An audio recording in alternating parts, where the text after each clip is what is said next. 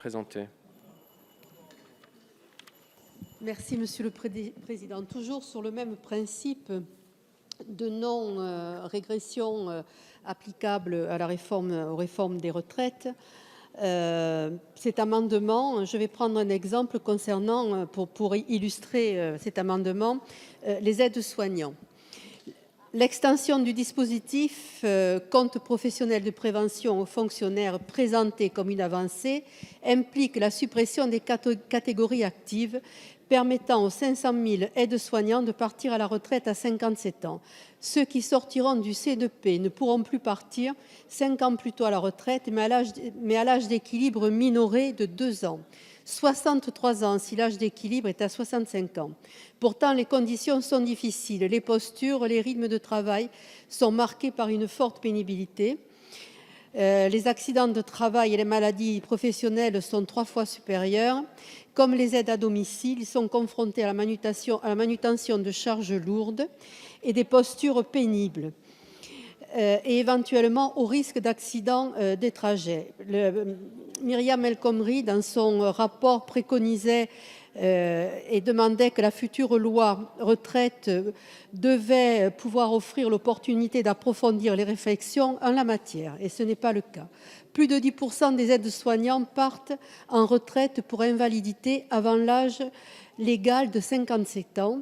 Un aide-soignant sur 3 part en retraite avec une invalidité, soit 3 fois plus que la moyenne nationale. Merci. Je vous remercie, Madame Guillemot. Nous passons au sous-amendement, le 41 802, Monsieur Dharréville.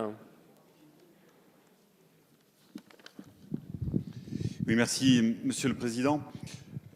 Bien, c'est vrai que ce principe de non-régression, il aurait été utile de l'inclure pour l'ensemble des professions, et nous voici réduits à l'examiner profession par profession. Moi, je comprends très bien le sens de cette démarche qui vise à essayer de protéger au maximum et un maximum de gens des méfaits de votre réforme. Ici, il s'agit donc des professions médicales, paramédicales, d'auxiliaires médicales.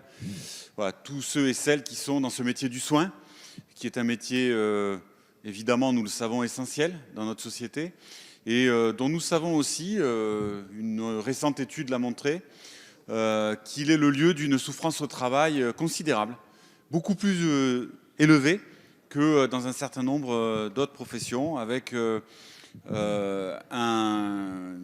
on le sait, une expression de la souffrance au travail qui se traduit y compris par un nombre d'arrêts maladie beaucoup supérieur. Voilà, les enquêtes le montrent. Donc ça veut dire qu'il y a un problème qu'il faut traiter dans ces professions, et notamment à l'hôpital, et les mesures qui ont été prises ne font pas l'affaire.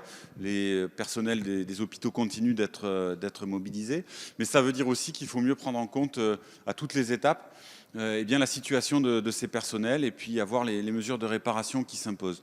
Donc c'est la raison pour laquelle nous avons déposé un certain nombre d'amendements, de sous-amendements, pour renforcer cette disposition et y marquer notre attachement. Merci, monsieur.